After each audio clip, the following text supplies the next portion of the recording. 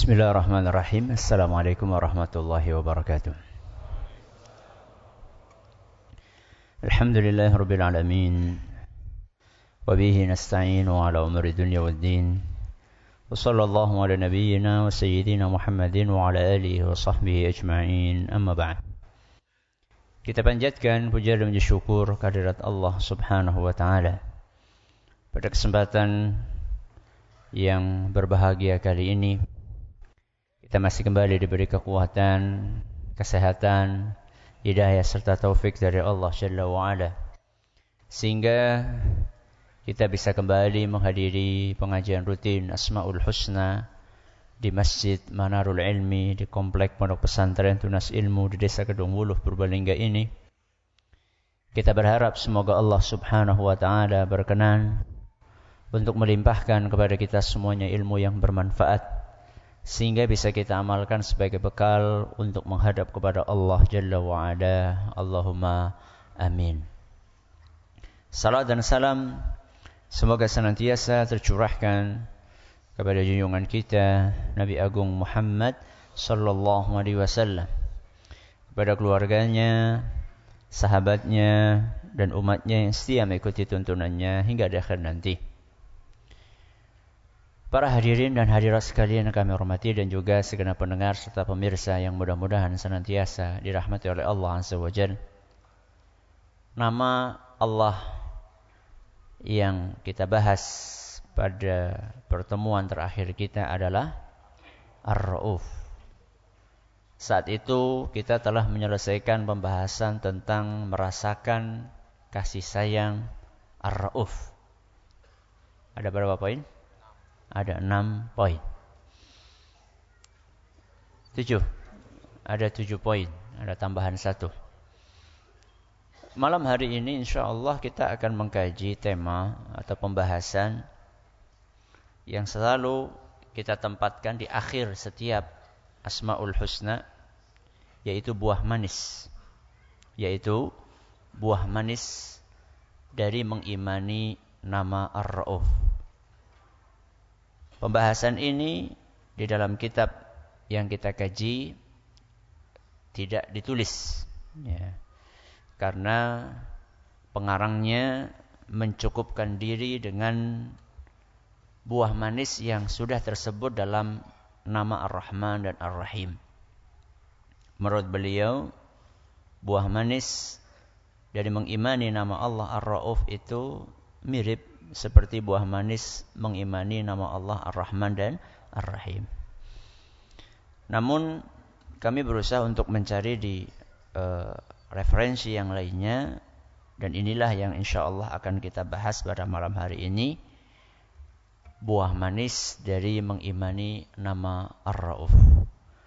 Di hadapan kami ada 4 poin yang insyaallah akan mempengaruhi kehidupan kita setelah kita mempelajari nama Ar-Ra'uf. Dan itulah yang selalu kita sampaikan, selalu kita tekankan, bahwa belajar Asma'ul Husna itu bukan sekedar belajar tentang teori, bukan sekedar memahami kandungan dari Asma'ul Husna tersebut. Tapi yang sangat penting juga adalah bagaimana kita mengaplikasikan nilai-nilai positif yang terkandung dalam nama-nama Allah tersebut di dalam kehidupan kita sehari-hari. Sehingga harapannya semakin sering, semakin banyak Asma'ul Husna yang kita kaji, akan semakin banyak perubahan dalam kehidupan kita. Kita berharap semakin hari perilaku kita semakin baik. Kita berharap semakin hari tutur kata kita semakin baik. Kita berharap semakin setiap hari ada perubahan dalam karakter, sifat, cara kita berpikir, dan seterusnya. Yang pertama, di antara buah manis mengimani nama Ar-Ra'uf adalah berusaha untuk meraih kasih sayang Allah. Berusaha untuk meraih kasih sayang Allah. Ketika kita mengetahui bahwa Allah Ar-Ra'uf dengan kasih sayangnya memberikan begitu banyak karunia kepada hambanya, maka konsekuensinya kita harus berupaya, harus berjuang. Bagaimana kita menjadi manusia-manusia yang dikaruniai kasih sayang yang terkandung dalam nama Ar-Ra'uf tersebut. Bagaimana caranya? Allah Subhanahu wa taala menjelaskan dalam sebuah hadis qudsi yang diriwayatkan oleh Imam Bukhari. Allah Azza wa Jalla berfirman, "Wa ma taqarraba ilayya 'abdi bi syai'in ahabba ilayya mimma aftaradtu 'alaihi." Amalan yang paling aku cintai, kata Allah, adalah amalan yang aku wajibkan atas hambaku. Berarti cara kita meraih kasih sayang Allah adalah dengan menjalankan yang wajib-wajib. Itu saja tidak. Wa ma yazalu 'abdi yataqarrabu ilayya bin nawafil hatta uhibbah. Allah melanjutkan firman-Nya, seandainya hambaku sudah melakukan yang wajib-wajib, lalu dia tambahi dengan yang sunnah-sunnah, maka aku akan semakin cinta kepadanya. Berarti meraih kasih sayang Allah adalah dengan menjalankan yang wajib-wajib dan yang sunnah-sunnah. Siapapun yang ingin disayang oleh Allah, maka dia harus menjalankan hal-hal yang diwajibkan Allah. Bagaimana kita tahu ini wajib, ini tidak wajib? Tahunya adalah dengan belajar. Amat disayangkan, tidak sedikit orang-orang yang mengira dia beribadah padahal dia tidak beribadah. Dia berpikir sedang bertaqarrub, mendekatkan diri kepada Allah, padahal kenyataannya dia sedang menjauhkan dirinya dari Allah. Kenapa? Karena dia melakukan amalan-amalan yang tidak diperintahkan oleh Allah. Dia pikir ritual yang dia kerjakan itu diperintahkan oleh Allah, padahal tidak sama sekali. Sehingga dia pikir dia mendekat kepada Allah, justru malah dia semakin jauh dari Allah. Ada sebagian orang demi melakukan ritual-ritual tersebut sampai meninggalkan sesuatu yang jelas-jelas wajib. Demi menjalankan ritual-ritual tersebut, waktu adzan Isya, pripun? Bablas. Tidak dia hentikan salat Isya dulu. Di mana katanya ingin mendapatkan cinta dari Allah Azza wa Jalla. Katanya ingin mendapatkan kasih sayang dari Allah. Seharusnya setiap orang yang ingin mendapatkan kasih sayang dari Allah, dia berusaha untuk menjalankan yang wajib-wajib terlebih dahulu. Yang wajib-wajib ya ma'ruf, ya rukun iman, rukun apa? Islam. Salat 5 waktu. Ya. Simple saja. Salat 5 waktu. Di masyarakat kita, ukuran orang bisa bermasyarakat sekarang bukan dilihat dari apa? Dia menjaga sholat 5 waktu atau tidak. Di masyarakat itu yang bisa bermasyarakat yang ikut larut dalam ritual-ritual yang ada di masyarakat. Walaupun tidak sholat 5 waktu. Ini baik sudah. Walaupun tidak sholat 5 waktu. Ini kenyataan. Ini realita. Realita yang pahit. Ya. Realita yang pahit. Serajin apapun orang sholat 5 waktu, kalau dia nggak ikut ritual yang umum di masyarakat, ini dianggap, ini nyeleneh. Ini nggak baik. Subhanallah. Tapi orang yang beriman, dia nggak akan terlalu peduli dengan omongan orang. Karena buat dia yang paling penting adalah bagaimana mendapatkan kasih sayang dari Allah Azza wa Jalla. Wa ma taqarraba ilayya 'abdi wa ma yazalu 'abdi yataqarrabu ilayya bin nawafil hatta uhibbah. Seandainya hamba tersebut setelah melakukan yang wajib, dia tambahi yang sunnah. 5 waktunya iya, tambahi dengan qobliyah dan apa? Ba'diyah. Tambahi dengan sholat duha, tambahi dengan sholat tahajud. Maka Allah akan semakin cinta kepada dia. Ini adalah yang pertama. Berusaha apa? Meraih kasih sayang Allah. Caranya gimana? Caranya adalah dengan menjalankan yang wajib-wajib diiringi dengan yang sunnah-sunnah. Meninggalkan maksiat berarti masuk yang mana? Wajib apa sunnah? Yang wajib. Masa meninggalkan maksiat sunnah? Meninggalkan maksiat wajib. Berarti sudah masuk di situ. Kita tinggalkan berbagai macam dosa dan maksiat, itu masuk dalam kategori menjalankan yang wajib. Yang kedua, buah dari beriman dengan nama Allah Ar-Ra'uf adalah meyakini bahwa pengorbanan kita tidak akan sia-sia. Kenapa? Meyakini bahwa pengorbanan kita tidak akan sia-sia.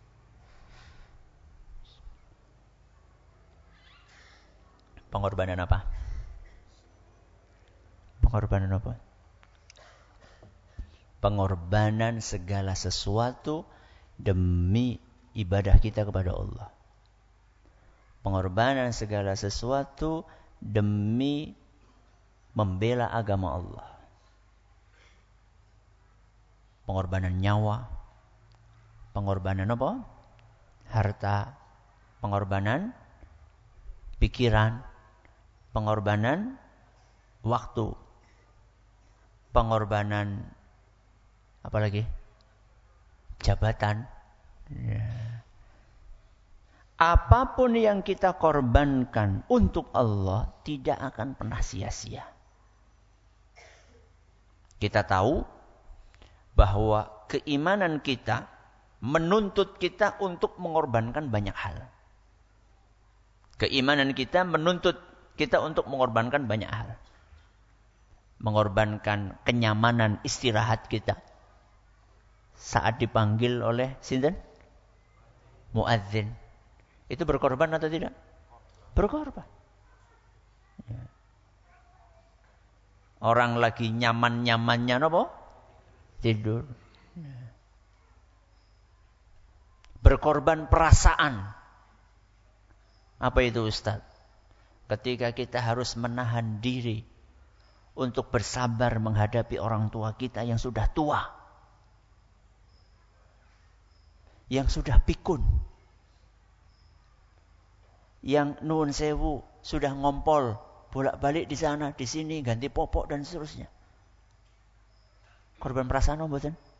Korban perasaan. Tapi kita berusaha untuk tetap menahan diri, tidak mengeluh, tidak menggerutu, karena kita tahu pengorbanan perasaan kita ini tidak akan disia-siakan oleh Allah Azza wa Jalla. Pengorbanan harta. Agama kita menuntut kita yang wajib-wajib dikeluarkan berupa zakat. Yang sunnah-sunnah, sedekah, infak. Membantu orang-orang miskin, fakir, orang yang kekurangan. Pengorbanan kita tidak akan disia-siakan oleh Allah Azza wa Jalla.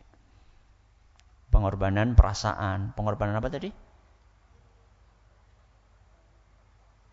Harta. Terus pengorbanan kenyamanan istirahat. Suhaib. Seorang sahabat Nabi namanya siapa? Suhaib. Terkenal dengan Suhaib Ar-Rumi. Kenapa Ar-Rumi? Karena orang Romawi. Jadi dua anak nek abdi jenenge Suhaib, Suhaib bae. Rasa tambahnya apa?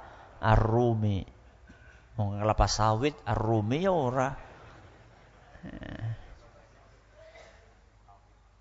Sama juga Salman. Kalau Salman sudah Salman aja, enggak usah tambahi Al-Farisi.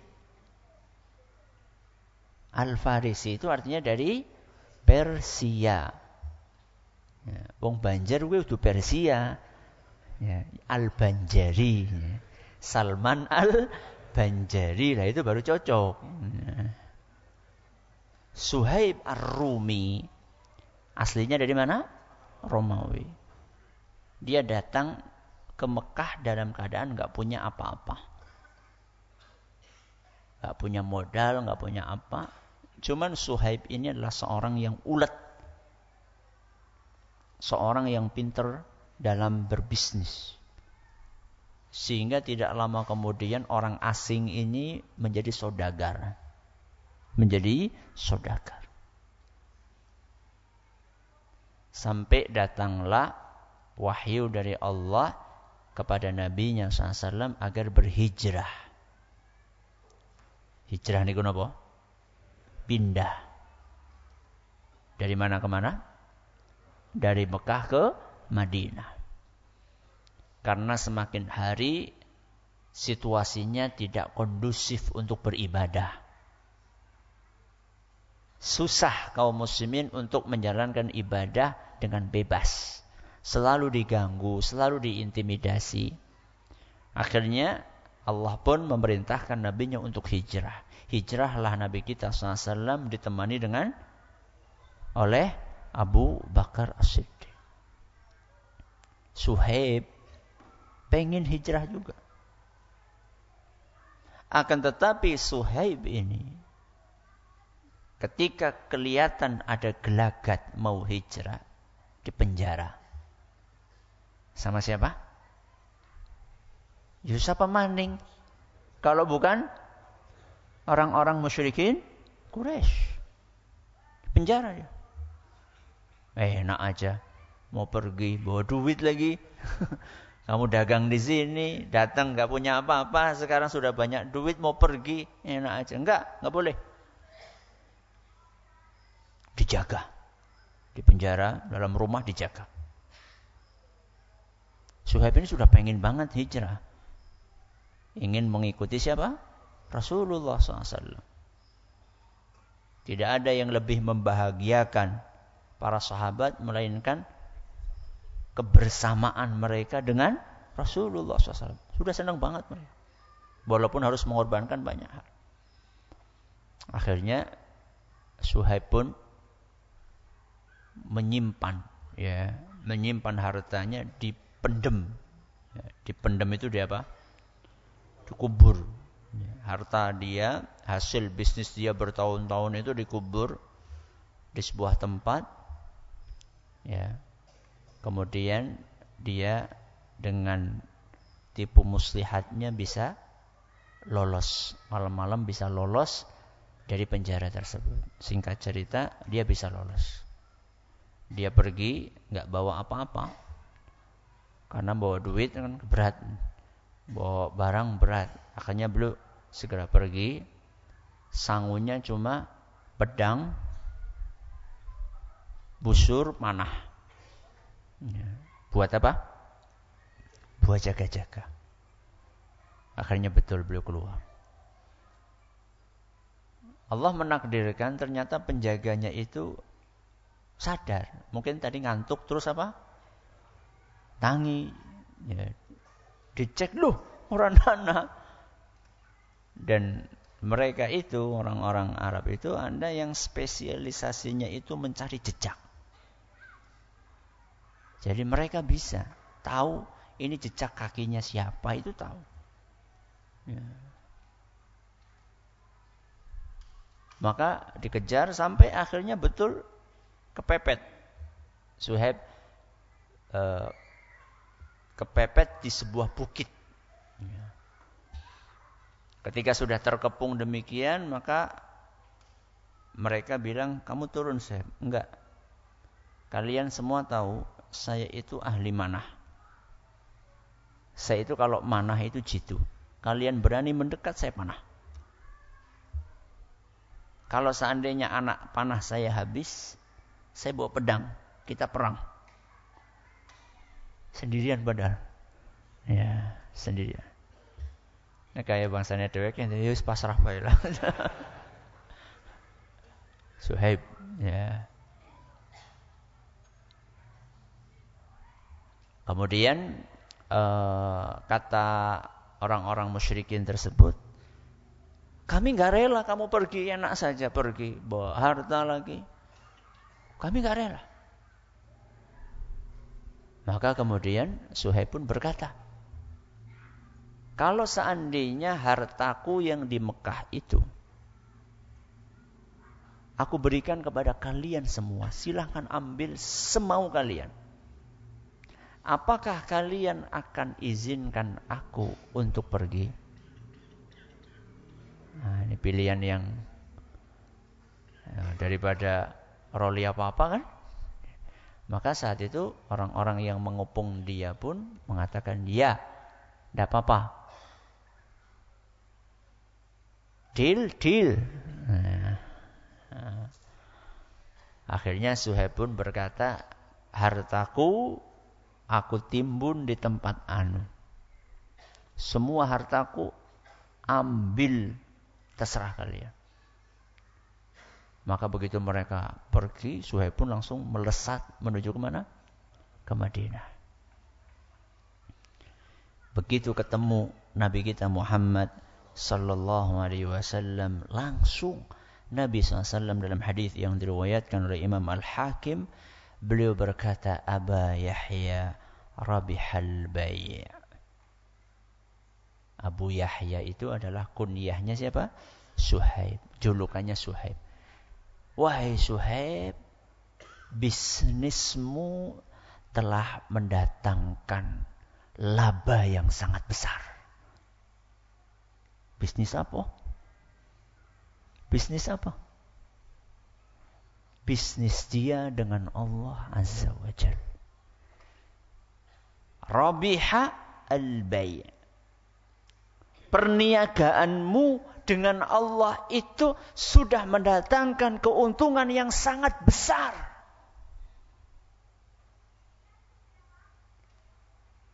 Padahal kalau dalam ukuran kebanyakan orang, untung apa rugi? Rugi, wong. Harta yang dikumpulkan bertahun-tahun kok penak temen gariti ambil sama orang musyrikin Quraisy. Akan tetapi Suhaib, dia berpikir bahwa dia ingin hijrah dekat dengan Rasulullah SAW walaupun harus mengorbankan seluruh hartanya. Turunlah firman Allah Subhanahu wa taala dalam surat Al-Baqarah ayat 207. Napa? Al-Baqarah ayat 207. Wa minan nasi may yashri nafsahu ibtigha'a mardatillah. Ada sebagian orang yang mengorbankan dirinya untuk mencari keridhaan Allah. Suhaib ini merelakan hartanya diambil semua karena dia ingin dapat ridho Allah, ikut hijrah, dekat dengan Rasul SAW, bisa beribadah dengan maksimal, nggak terganggu. Apa yang sudah dikorbankan oleh Suhaib? Yang sudah dikorbankan oleh Suhaib adalah hartanya, kecintaan dia kepada harta yang dia miliki, dia korbankan semuanya. Untuk apa? Ibtigha'a mardatillah. Ingin mendapatkan ridho Allah Azza wa Jalla. Sudah? Lalu apa Allah tutup ayat ini? Wallahu ra'ufun bil ibad. Allah tutup dengan apa? Ra'uf. Allah itu sayang kepada orang-orang yang mau mengorbankan hartanya, jiwanya untuk mencari keridhaan Allah. Artinya apa? Artinya siapapun yang mengorbankan hartanya, mengorbankan nyawanya, mengorbankan jabatannya, mengorbankan perasaannya dalam rangka untuk mencari ridho Allah, maka pengorbanan dia tidak akan sia-sia, alias akan dibalas oleh Allah Azza wa Jalla dengan balasan yang jauh lebih istimewa. Jenengan datang ke sini korban atau tidak? Korban apa? Ya macam-macam. Ada yang korban bensin, ada yang korban waktu, ada yang korban jatah istirahat. Tadi siang kan panjenengan capek habis kerja. Enaknya kan kalau pada maghrib sampai isya tuh ngapain? Leyeh-leyeh ngarep omah. Ya. Medang. Ya. Semua itu jenengan korbankan untuk mendapatkan ilmu. Tidak akan disia-siakan oleh Allah Azza wa Jalla pengorbanan kita. Ini yang keberapa ini? Ini yang kedua. Yang ketiga. Jangan terlena dengan penundaan azab Allah. Kenapa? Jangan terlena dengan penundaan azab Allah. Saya yakin panjenengan masih ingat salah satu poin yang kita pelajari pada pertemuan yang lalu. Bahwa di antara kasih sayang Allah kepada hambanya adalah menunda. Menunda apa? Menunda azab. Karena Allah ingin hamba ini mau untuk bertobat. Tapi kadang-kadang penundaan dari Allah ini disalahartikan. Disalahartikan oleh sebagian orang, loh ora apa-apa ya, buktinya nyong sehat-sehat bae. Jare sapa ngerokok marakan larang, nyong nanti seprene sehat walafiat.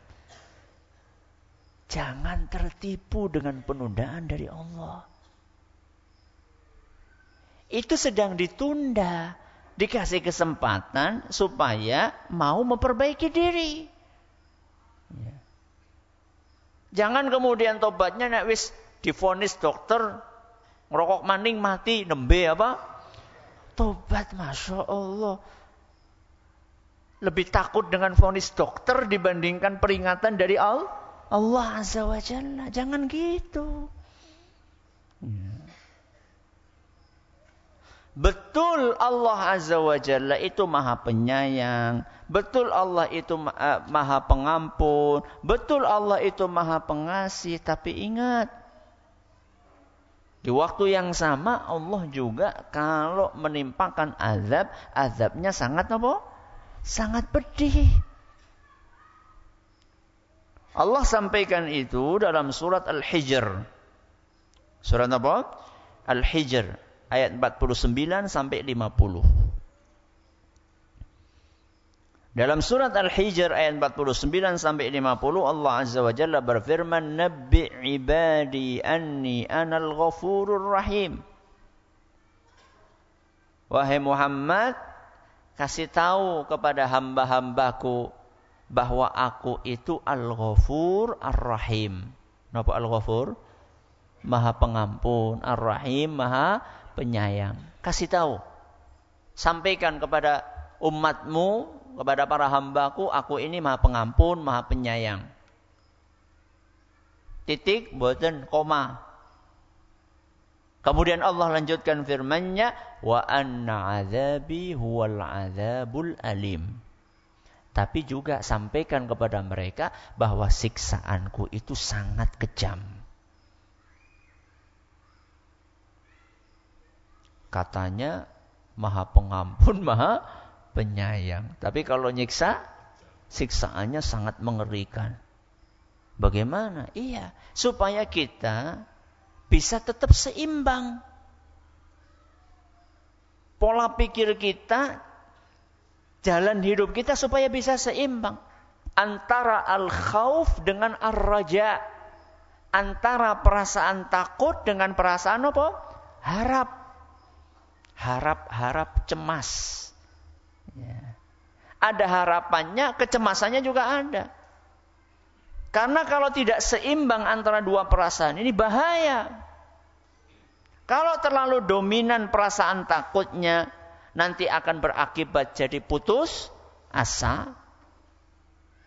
Kalau terlalu dominan harapannya, nanti meremehkan azab Allah. Maka perlu untuk menggabungkan antara perasaan takut dengan rasa apa? Harapan. Ya. Kalau kita terlalu takut bahaya juga. Ada sebagian lah, nyong wis kadung dia kayaknya. Wis widak tahun ra salat, masa enggane tobat setahun cukup, nggo ngapus apa? Dosa swidak tahun lah sisan bae wis. putus asa karena terlalu dominan perasaan apa? Takutnya. Karena terlalu hanya mengingat ayat yang tadi wa anna adzabi huwal adzabul alim. Siksaanku sangat mengerikan, sangat pedih. Hanya ingat itu saja. Lupa dengan ayat yang awalnya tadi. Bahwa Allah itu Ghafur, Allah itu Maha Pengampun, Allah itu Maha Penyayang, itu dilupakan. Tapi kalau cuma ingat Ghafur, Rahim saja, gak ingat siksaan Allah juga bahaya. Mas, nanti kapan arep maksiat baik? Allah kan Maha Pengampun. Bahaya. Akhirnya meremehkan siksaan Allah. Makanya di dalam ayat tadi, surat Al-Hijr ayat 49 sampai 50, Allah gabungkan antara dua hal itu. Supaya kita bisa tetap seimbang dalam menjaga dua perasaan ini, takut dan harap. Yang keempat, yang terakhir, berusaha mempraktekkan sifat kasih sayang. Apa yang keempat? Berusaha mempraktekkan sifat kasih sayang. Kenapa? Karena Allah Maha Pengasih, Maha Penyayang. Ya. Kasih sayang itu sifat yang terpuji. Maka berusahalah kita untuk mempraktikkan sifat yang terpuji itu dalam kehidupan kita. Kepada siapa? Kepada siapa? Awake dewek dhewe. Sayang kepada diri sendiri. Sayang kepada orang lain. Ya. Apalagi orang-orang yang terdekat dengan kita. Pertama kepada diri sendiri. Iya. Sayangi diri sendiri. Bagaimana caranya? Beribadah. Berusaha meninggalkan maksiat. Itu sayang kepada diri sendiri. Karena orang yang berbuat maksiat sejatinya dia sedang menyiksa dirinya sendiri. Kok bisa Ustaz? Iya, karena setelah orang berbuat maksiat dia tidak akan tenang hidupnya.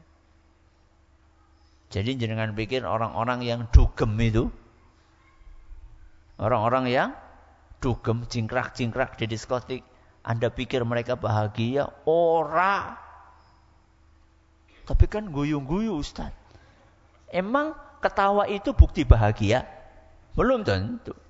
Kalau seandainya tertawa itu adalah bukti satu-satunya kebahagiaan, niscaya orang yang paling bahagia adalah orang yang tidak pernah berhenti tertawa. Siapa? Wong ora waras. Kan guyu terus. Apa mereka bahagia? Gak mesti orang tertawa itu bahagia. Mungkin gak nangis bahagia. Mungkin. Tapi mungkin ana sing nangis sedih, ana. Makanya tertawa dan menangis itu bukan tanda mutlak kebahagiaan. Sayangi diri sendiri dengan meninggalkan maksiat, dengan beribadah kepada Allah. Terus sayangi siapa? Orang lain. Terutama yang paling dekat dengan kita, istri kita, anak-anak kita, suami kita. Harus berubah jamaah yang kami hormati. Semakin sering hadir kajian Asmaul Husna, kudune semakin sayang kepada istri. Bisa burung? Ya, sepetil-sepetil. Ya mending daripada ora. Tapi ya tambahilah, masa sepetil baik. Tambahi lagi. Terus harus ada perubahan. Ya. Ada kesalahan-kesalahan, dimaafkan. Toh juga kita banyak salah. Ya. Allah Azza wa Jalla berfirman dalam surat At-Taghabun ayat 14. Surat apa? At-Taghabun ayat 14. Wa in ta'fu wa tasfahu wa taghfiru fa innallaha ghafurur rahim. Seandainya kalian mau memaafkan, seandainya kalian mau mengampuni, seandainya kalian mau mentolerir kesalahan orang lain kepada kalian, sesungguhnya Allah itu Ghafurur Rahim. Apa tadi Ghafur? Maha Pengampun, Allah Maha Penyayang. Ayat ini mengisyaratkan bahwa siapapun yang ingin mendapatkan kasih sayang dan ampunan Allah, hendaklah dia berbuat sayang kepada orang lain dan mengampuni, memaafkan orang lain. Makanya Allah tutup dengan firman-Nya Ghafurur Rahim setelah mengajak kita untuk kasih maaf. Saya tanya, kita butuh nggak dengan ampunan Allah? Butuh nggak? Butuh. Sangat butuh. Kita butuh nggak dengan kasih sayang Allah? Sangat butuh. Kalau kita nggak dimaafkan sama Allah gimana? Gimana? The end. No more the end. Tamat. Habis kita sudah kalau nggak dikasih maaf sama Allah. Kita ini butuh maaf dari Allah. Salah satu caranya supaya Allah memaafkan kita maafkan orang lain. Masa cuma gara-gara masak kasinan terus langsung tak pegat loh. Astagfirullah. Gampang taman megat apa? Bojo niku gara-gara apa? Masak kasinan. Iya tapi kan wis ping kopang kaping.